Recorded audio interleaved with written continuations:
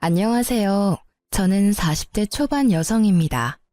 오늘은 3년 전 기막혔던 제 이혼설을 하나 말씀드려 볼까 해요. 저에게 이혼은 저를 위한 가장 중요한 선택 중에 하나였지만 동시에 아픈 상처를 가져다 준 사건이기도 해요. 결혼할 때는 100년해로 할 거라고 맹세하며 다짐까지 했지만 그것도 두 사람 모두 그렇게 원해야만 가능하더라고요. 한 사람이 아무리 노력해도 나머지 한 사람의 노력이 없으면 결국 이렇게 중간에 헤어질 수밖에 없다고 생각해요. 솔직히 이혼을 해서 이렇게 사연글을 쓰게 될 줄 몰랐기에 두서가 없을지도 모르지만 제 이야기를 한번 들려드릴게요. 저와 전 남편은 사내 비밀 커플이었어요. 그 스릴 때문에 더 즐거웠고 또 그 스릴 때문에 잘못된 선택을 했던 건지도 몰라요. 결혼 당시에 남편은 결혼에 대한 준비가 된 상황은 아니었어요. 쥐뿔도 없다고 하죠. 정말 아무것도 모아놓은 돈이 없었거든요. 게다가 시댁도 우리에게 원조를 해줄 수 있는 여건은 아니었기에 오롯이 저와 남편이 모두 해결해야 했어요. 처음에는 제가 모은 돈에 남편 이름으로 대출을 받아서 아파트를 사려고 생각했어요. 그런데 하루는 아버지가 저희를 부르더니 남편에게 돈을 빌려주겠다고 하시더군요. 저는 놀라서 우리끼리 하겠다고 했지만 아버지는 딸 시집 가는데 마음고생 시키고 싶지 않다며 남편에게 돈을 빌려주고 나중에 갚으라고 했어요. 대신 이자는 받지 않을 테니 편하게 너희들 돈 모으라고요. 그때 정말 아버지에게 얼마나 고마웠는지. 결국 남편은 그렇게 하기로 하고 저희는 자가로 집을 마련했어요. 그렇게 행복할 줄만 알았던 저의 결혼 생활은 조금씩 삐그덕삐그덕 이상한 길로 빠져가고 있었어요. 사람들이 말하길 결혼과 연애는 다르다고 하잖아요. 그 말이 제 남편에게는 딱 맞아서 연애할 때는 좋았던 모습들이 결혼 후에는 나쁘게 변해버렸거든요. 남편은 밖으로 돌아다니는 걸 무척 좋아해서 친구들과 사람들을 자주 만나곤 했어요. 가끔 저도 남편과 함께 밖으로 돌아다니며 사람들도 만나고 구경도 하고 맛집도 찾아다녔어요. 그런데 결혼을 하고 나서도 남편은 바뀌지 않았어요. 아니, 오히려 더 밖으로만 나돌아다닌다고 해야 하나? 집에 들어오는 걸 무척 싫어하는 사람처럼요. 거기에 슬슬 지치는 건 저였어요.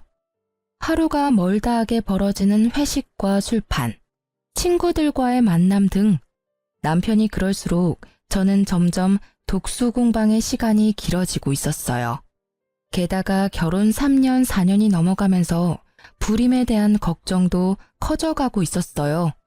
결혼 4년 동안 자연임신이 한 번도 되지 않았던 저는 손주를 원하는 시모의 눈치를 심하게 봐야 했어요. 그 탓인지 애는 더 생기지 않고 결국 심각하게 산부인과 진료를 생각하게 됐죠. 시모의 상황에 난임센터를 방문한 저는 일단 자연임신을 시도해보자는 의사의 말을 듣고 산부인과에서 정해준 날짜만 손꼽아 기다리고 있었어요. 그날 저녁 따라 남편이 또 늦더라고요. 그런데 이번 한 번만이 아니었어요. 저번 달에도 그렇게 일찍 오라고 단단히 일렀는데 날짜를 넘겨버리는 탓에 이번에는 벼르고 있었거든요. 그런데 이번에도 일찍 오지 않더라고요. 애가 타는 제 속을 모르는지 밤 11시가 넘어서야 남편에게 전화가 왔어요. 당신 어디야? 오늘 일찍 들어오라고 했잖아. 아이고 사모님, 저 택시 기사인데요. 나오셔서 손님 좀 모셔가야 할 것 같은데요. 택시에서 내릴 생각을 안 하셔요. 날씨가 추워서 놔두고 가기도 그렇고. 어머, 죄송합니다.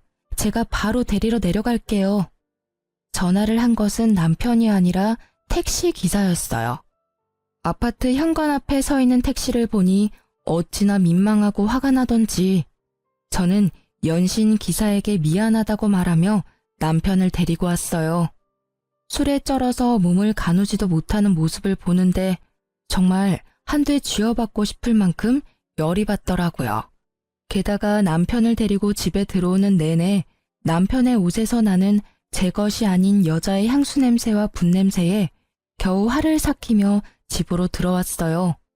밝은 데서 보니 더 선명하게 보여지는 남편의 모습에 저는 눈을 감으며 충격을 감당해야 했어요. 옷깃에 덕지덕지 묻어있는 립스틱에 단정치 못한 옷차림이 딱 봐도 여자를 끼고 놀았던 것 같더라고요. 게다가 남편을 데리고 들어올 때 남편 와이셔츠에서 바스락거리는 소리가 신경이 쓰여서 주머니를 확인했는데 거기에 작은 쪽지가 있었어요.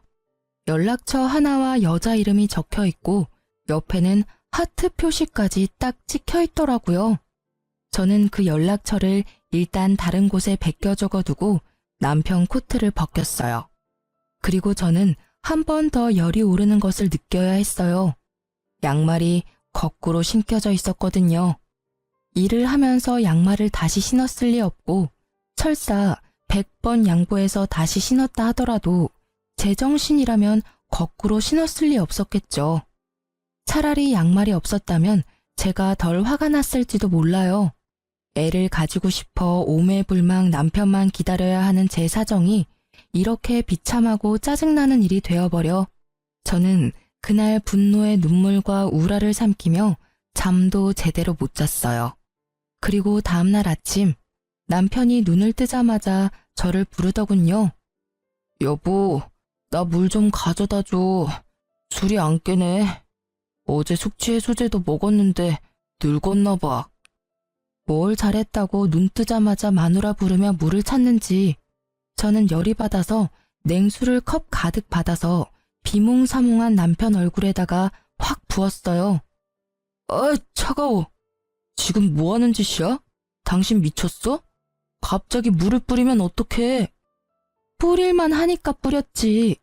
지금 당장 냉수 마셔도 정신 못 차릴 것 같으니까 내가 뿌려준 거야. 정신 똑바로 차리고 이야기하라고. 무슨 이야기를 해? 아, 어제 늦어서 그런 거야?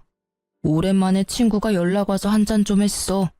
그런데 그게 이렇게까지 아침에 물벼락 맞아야 할 일은 아니잖아. 그것도 이유 중에 하나지.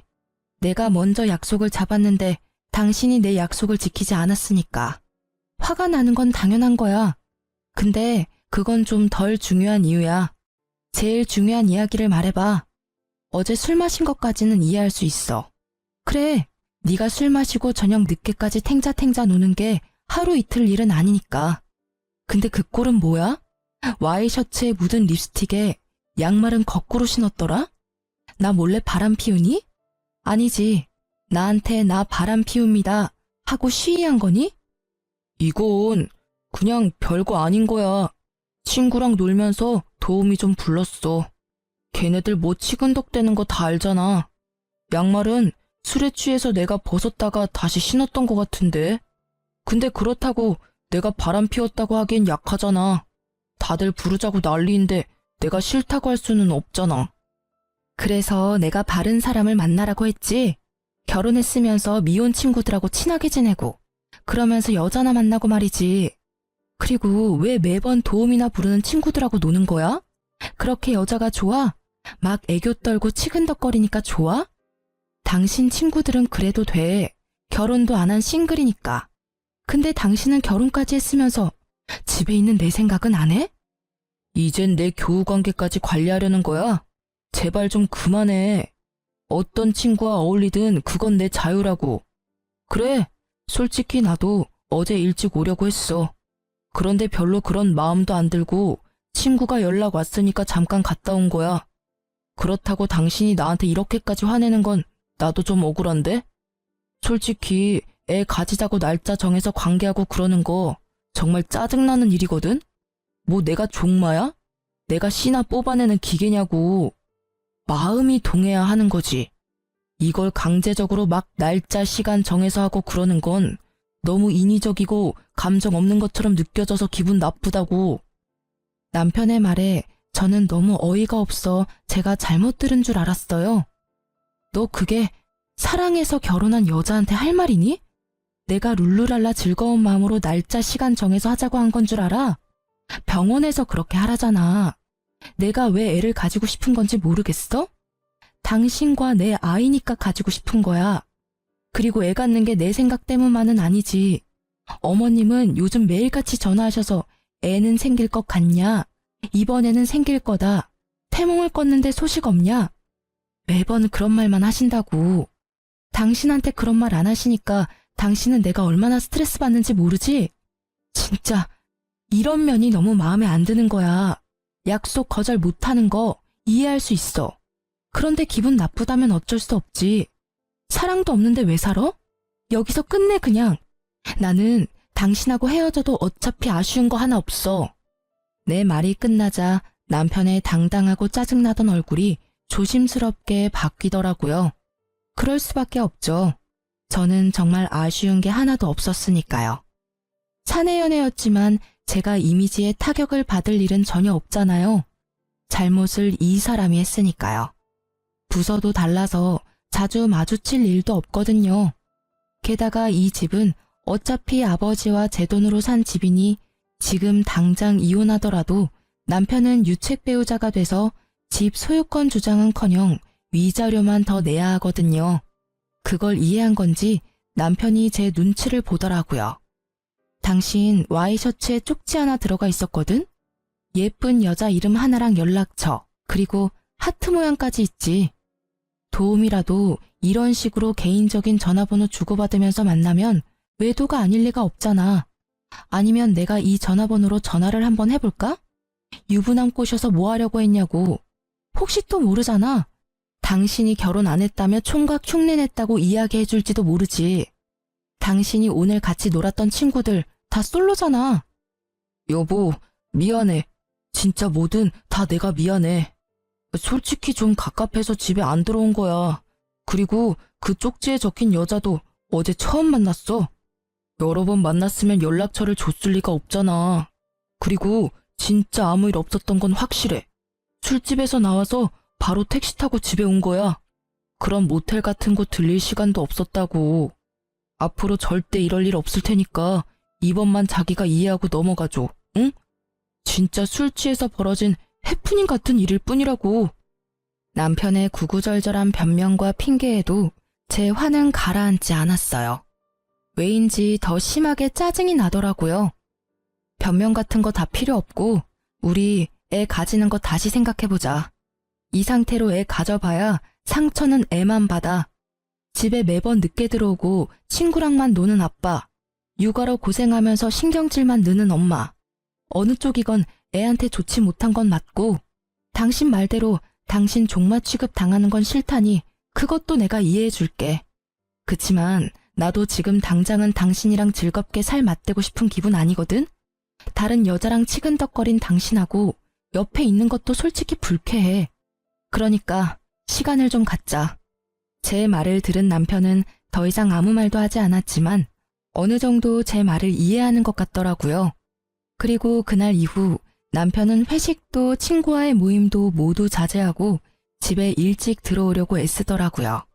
그게 눈에 보이니 계속 화내고 있는 것도 좀 미안해지기도 했고 솔직히 조금 치사한 방법이긴 했지만 남편이 제정신을 차렸다고 생각했기에 마음은 좀 편해졌었죠. 그렇게 성실해진 남편은 매일 제 눈치를 보더라고요. 그리고 그 이후 한 달쯤 지났을까요? 명절 며칠 전쯤 갑자기 아버지에게서 전화가 왔어요. 나다. 미국에 있는 네 오빠 어제 한국 들어왔는데 연락됐니? 어? 오빠 한국 들어왔어? 아, 나한테 연락 먼저 하라니깐. 나 결혼하고 나서는 연락도 잘 안 되더라고.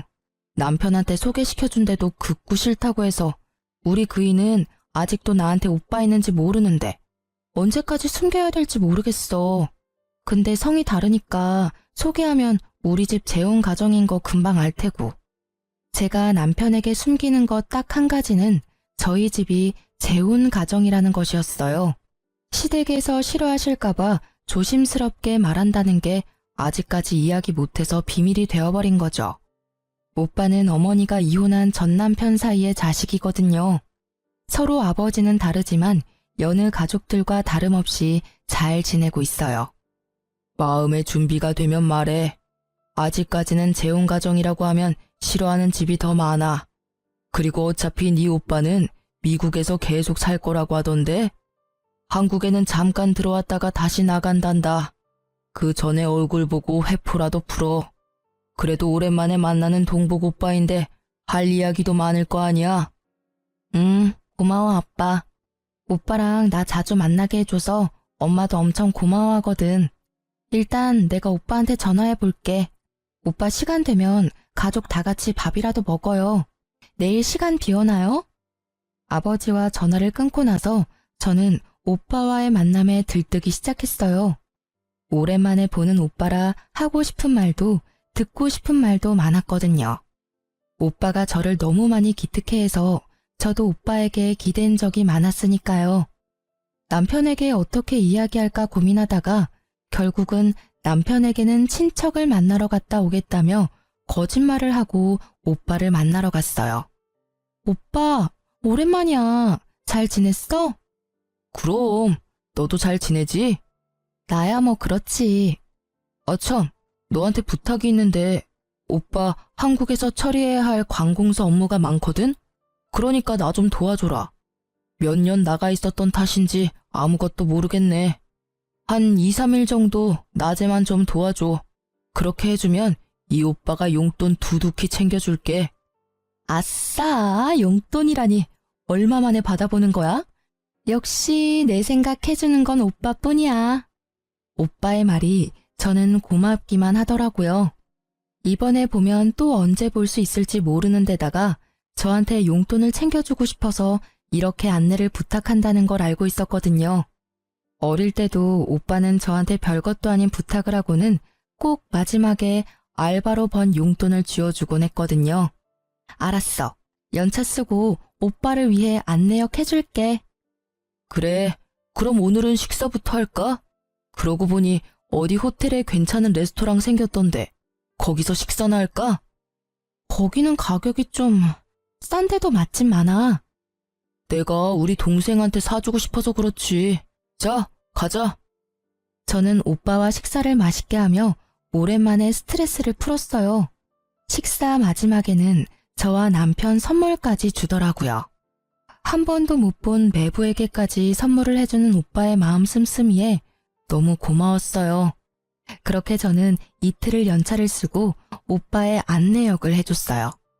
말만 안내역이고 오히려 가족 여행에 더 가까웠죠. 친정 부모님까지 모시고 맛집도 다니고 오랜만에 느긋하게 시간을 보내니 스트레스가 좀 풀리더라고요. 그렇게 오빠를 미국으로 보내고 며칠이 지났을까. 남편이 점점 옛날처럼 늦게 들어오더라고요. 워낙 노는 걸 좋아했으니 어쩔 수 없이 되돌아간다고 생각한 것도 잠시 점점 저한테 차가워지는 느낌을 받았어요. 뭔가 의심스러운 기색이 있어서 벼르고 있었지만 꼬리를 잡을 수는 없었어요. 그런데 그 꼬리가 너무 의외의 곳에서 잡혀버렸죠. 하루는 배달이 왔어야 할 새벽 우유가 아침에 보니 사라졌더라고요. 분명히 업체에서는 새벽에 배달을 했다고 하고요. 평소 우유를 마시지 않는 남편이 가져갔을 리 없다고 생각한 저는 분실 사건이라고 생각하고 범인을 어떻게 잡을까 생각하고 있었어요. 일하는 내내 그 생각을 하다가 아파트 CCTV, 엘리베이터나 계단에 찍혀있지 않을까 하는 생각이 들었죠. 그래서 퇴근하고 불이 나게 아파트 관리사무소로 향했어요. 우유가 없어졌다고 양해를 구한 뒤 저는 CCTV를 돌려봤어요. 그러다가 두 눈으로 믿을 수 없는 광경을 목격했어요. 아침 시간 제 남편이 엘리베이터에서 어떤 여자와 무척 진한 아침 인사를 하고 있더라고요. 서로의 헤어를 정리해주고 사람이 타니 뒤로 물러나 모르는 사람처럼 있다가 몰래 손을 잡는 모습까지. 이미 제 머릿속에서 우유도둑은 사라지고 없었어요. 두 연놈의 행태가 너무나 충격적이었거든요. 저는 관리사무소에 부탁해서 전날도 그 전날도 확인해봤어요. 그리고 정확하게 상간녀가 누구인지 알게 됐죠. 여자의 얼굴이 너무 눈에 익어서 금방 눈치챘어요. 남편의 외도 상대는 앞집 여자였어요.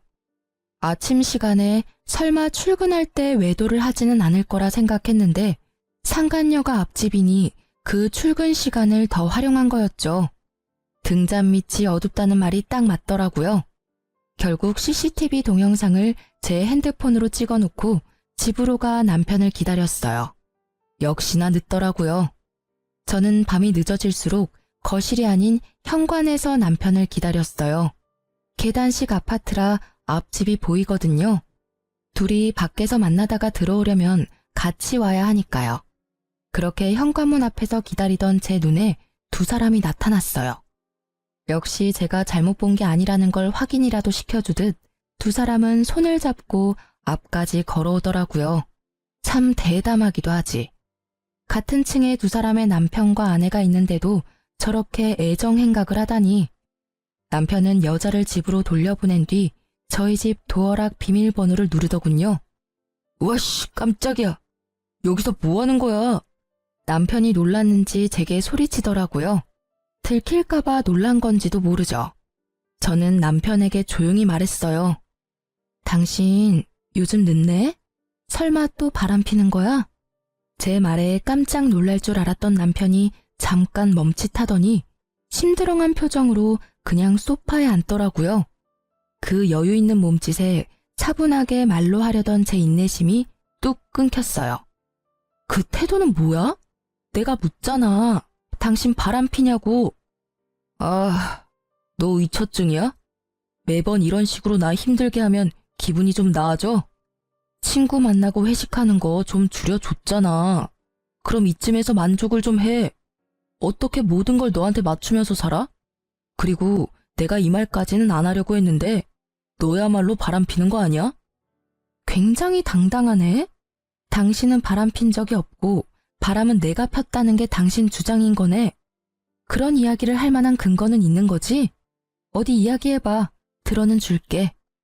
저는 남편이 이렇게 당당한 이유가 정말로 궁금했어요. 화가 나는 것과는 별개로 무엇을 갖고 있길래 저렇게 자신 있어 보이는가 싶었죠. 제 말에 남편은 자켓 안주머니에서 사진 몇 장을 꺼내서 탁자에 던지더라고요. 그 사진을 보는 순간 저는 어이없음과 불쾌함을 동시에 느꼈어요. 이건 뭐야? 너 나 뒷조사한 거야? 네가? 놀랐지? 그럴 줄 알았어. 바람 피우다가 딱 걸리니까 어때? 나한테 이런 쓰레기 같은 취급받으니까 기분 더럽지? 나도 그랬어. 별거 아닌 일로 사람을 쓰레기 취급하고 말이지. 마누라 바람 피는 거 보니 내가 왜 그렇게 했었나 싶기도 하고 자괴감이 드네. 솔직히 말하면 나를 종마 취급하는 데다 의처증까지 가진 당신이 바람까지 피워준 덕분에 당신은 유책 배우자가 확실해졌어.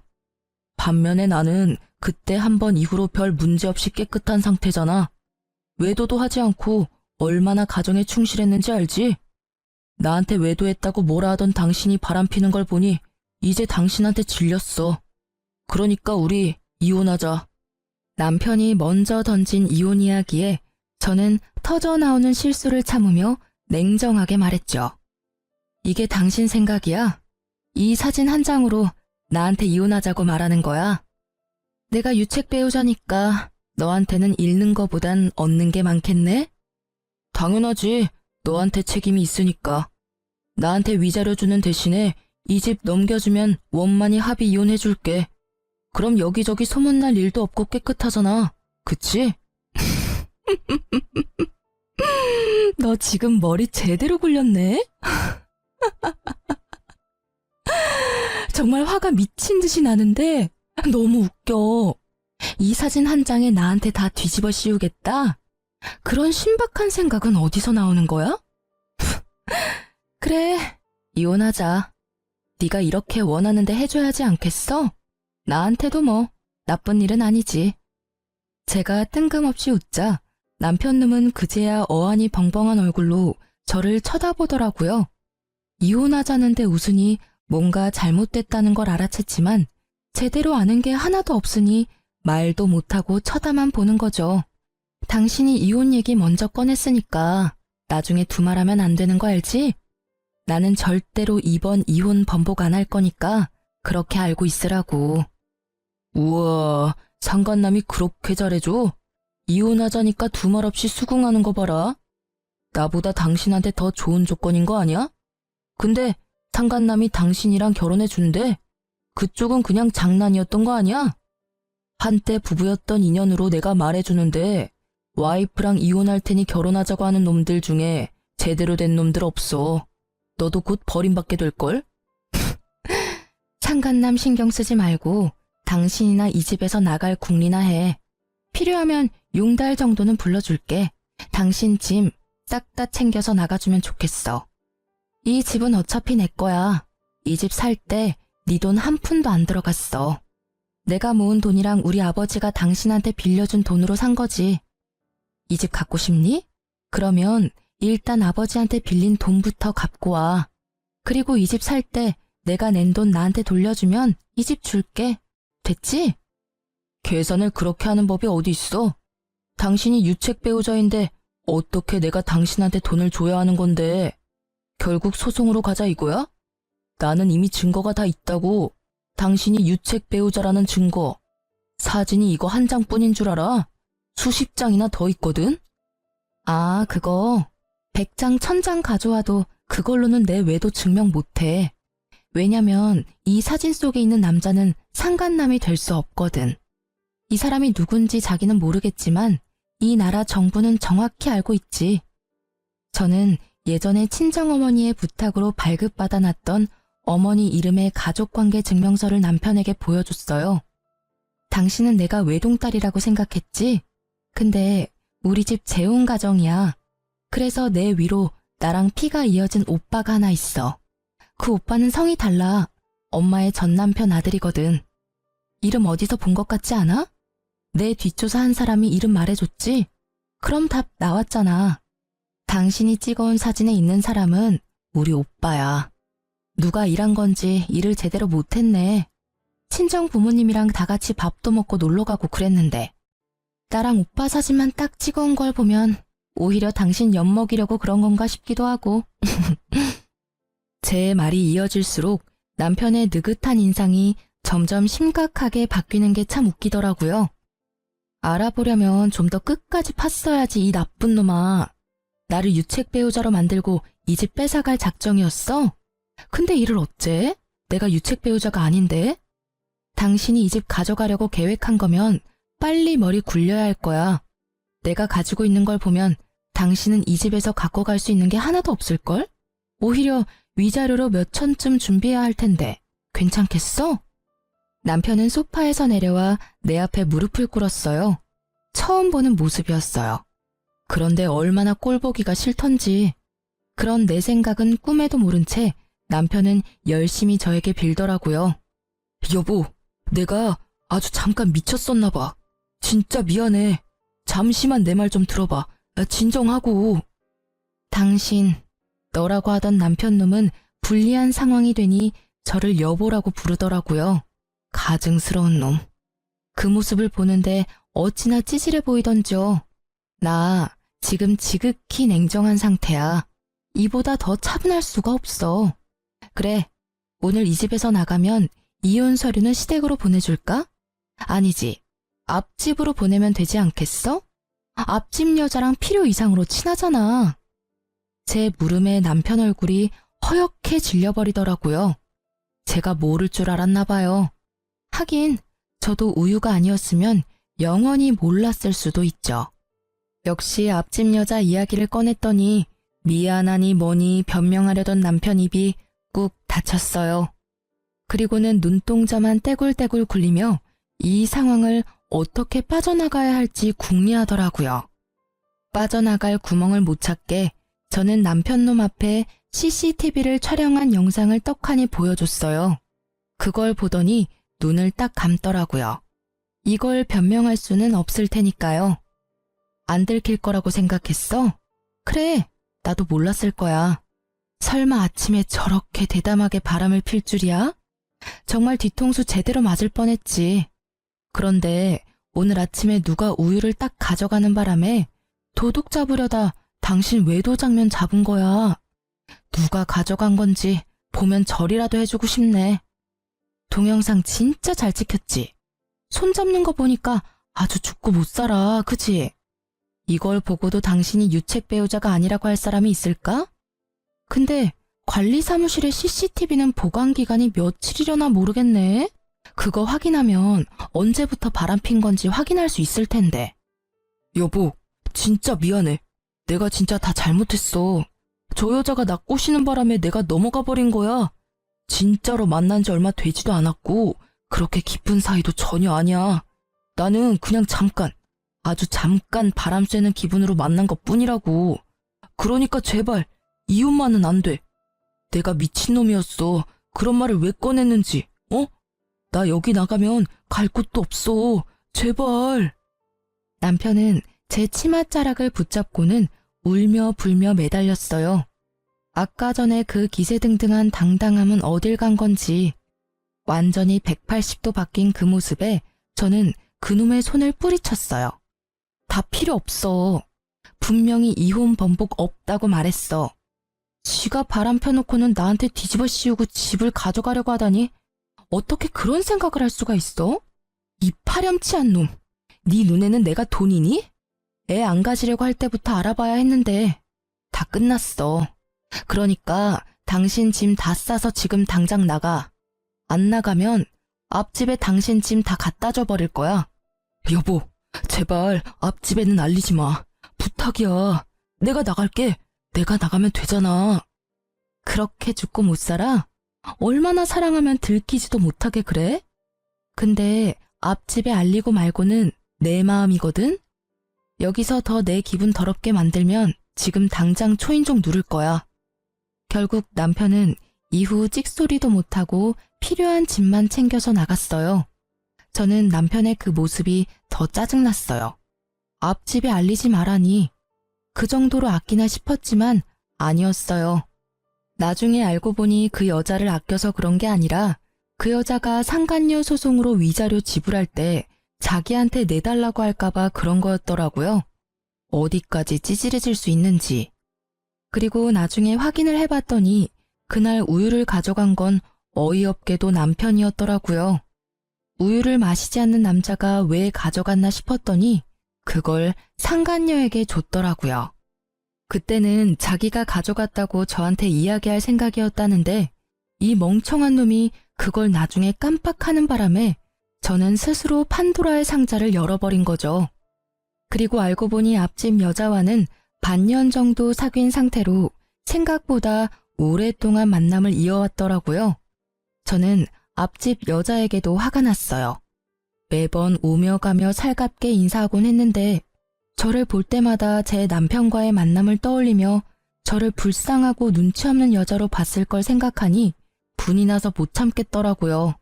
그래서 앞집 여자에게도 상간녀 소송을 걸었어요. 남편과의 이혼 소송도 물론 진행했고요. 그렇게 상간녀 소송 걸고 얼마 뒤 누가 우리 집 배를 누르더라고요. 화면에는 앞집 여자가 서 있었어요. 제가 문을 열어주니 그 여자가 갑자기 저희 집 현관문에 꿇어 앉더라고요. 왜 이러세요? 일어나세요. 아니요, 제가 정말 다 잘못했어요. 잠깐, 아주 잠깐 만난 거예요. 그러니까 제발 소송만 취하해 주시면 안 될까요?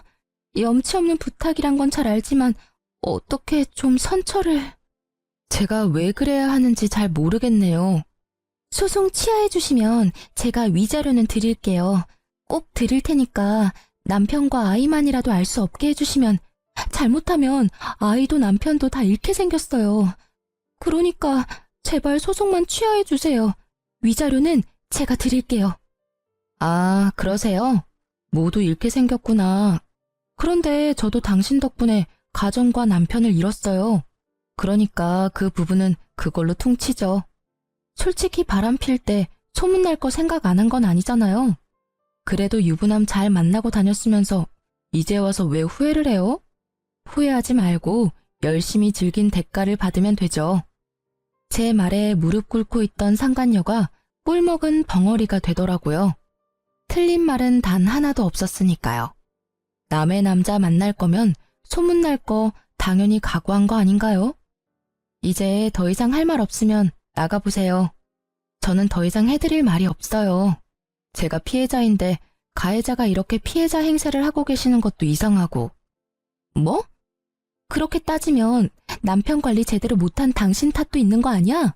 당신이 남편 잘 붙들고 있었으면 이런 일이 생겼겠어? 잘해주지도 못할 거면서 결혼은 왜 했대? 우리 사이 진짜 별거 아니었고 당신이 못해준 거 내가 해준 것뿐이야. 내가 당신 대신해서 당신 남편 위로해줬으면 당신도 소송 정도는 취하해줘도 되는 거 아니야? 엄청난 궤변을 늘어놓는 여자를 어이없는 눈으로 바라보며 제가 재차 물었어요. 상간녀 소송 취하해주면 내가 얻는 건 뭐죠?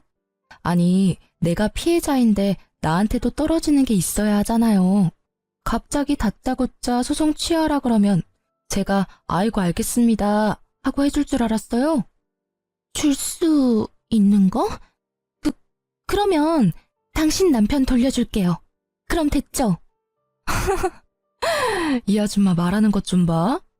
미안한데요. 남이 쓰다 버린 건 저도 필요 없거든요.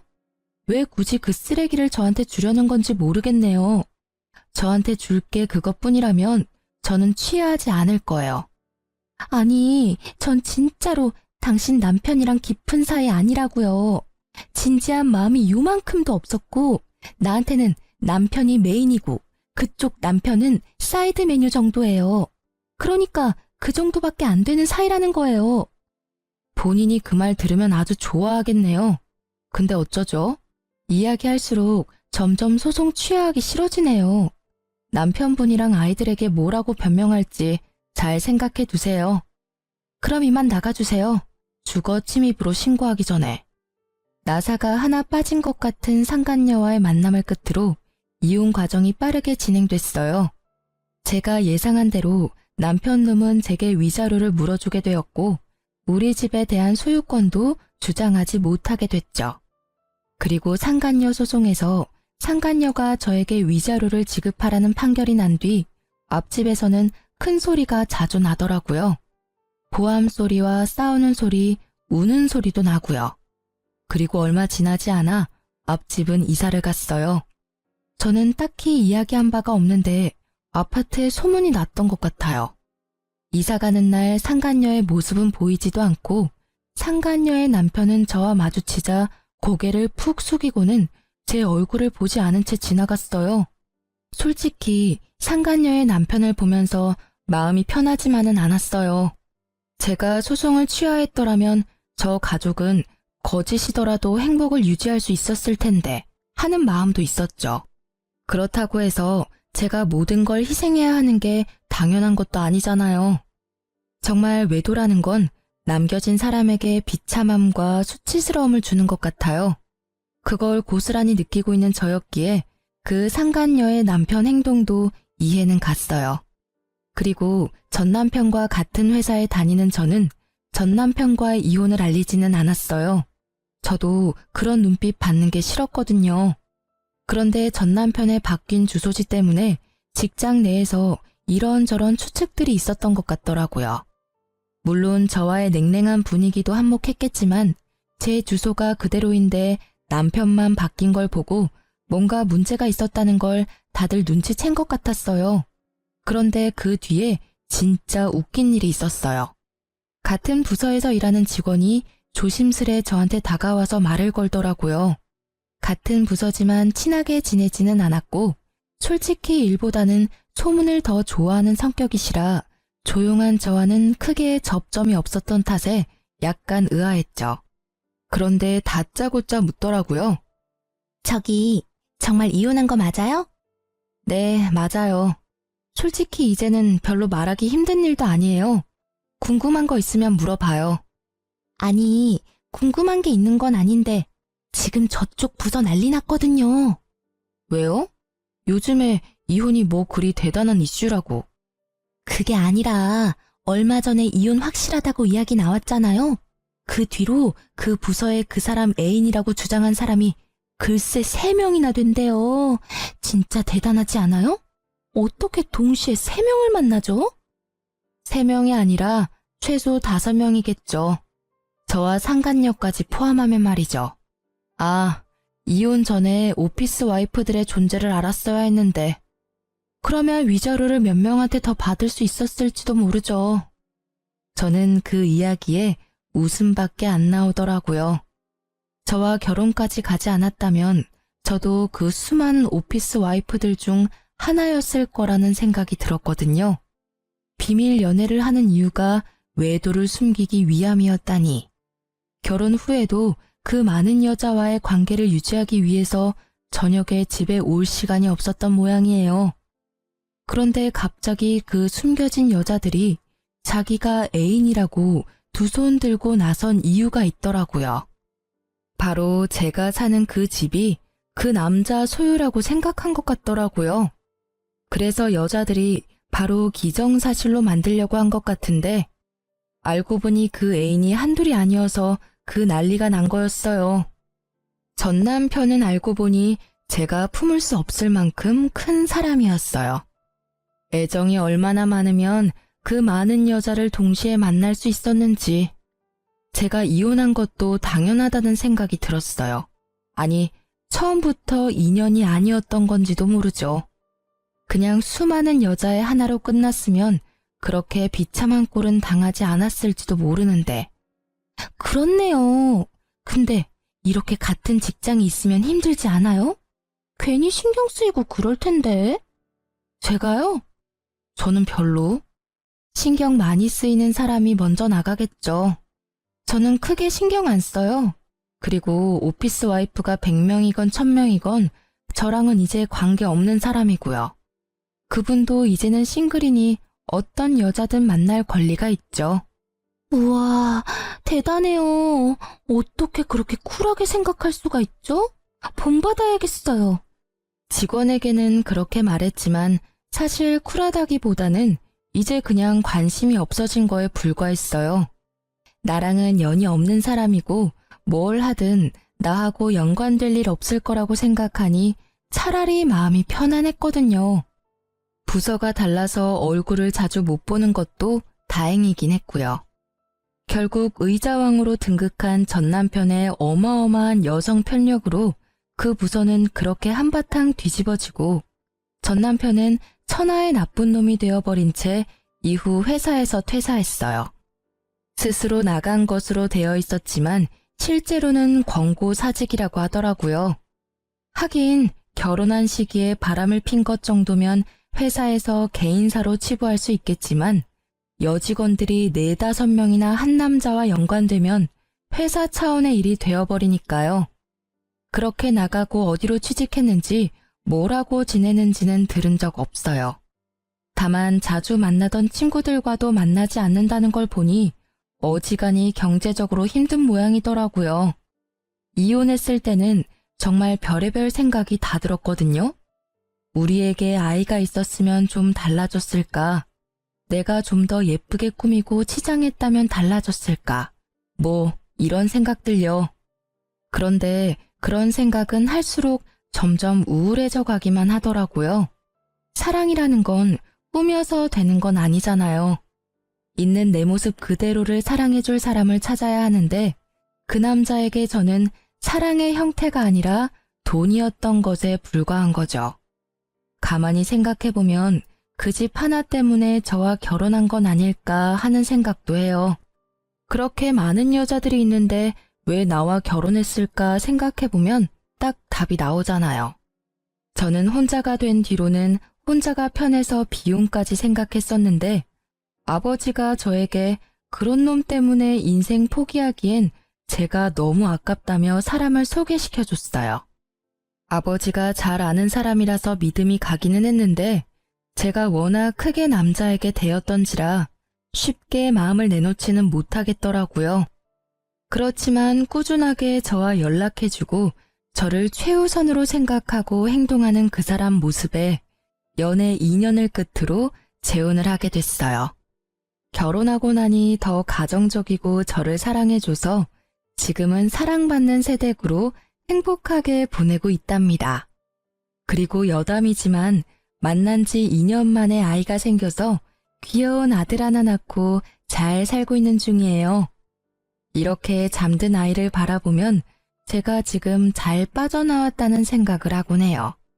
저처럼 이혼을 해야 하나 말아야 하나 고민하는 분들이 계시다면 다른 것 말고 나 자신부터 생각해 주세요. 그래야 나중에 나를 지킬 수 있거든요. 글로 쓰다 보니 엄청 길어졌네요. 제 글이 누군가에게는 도움이 되었으면 좋겠어요. 다들 읽어주셔서 감사합니다.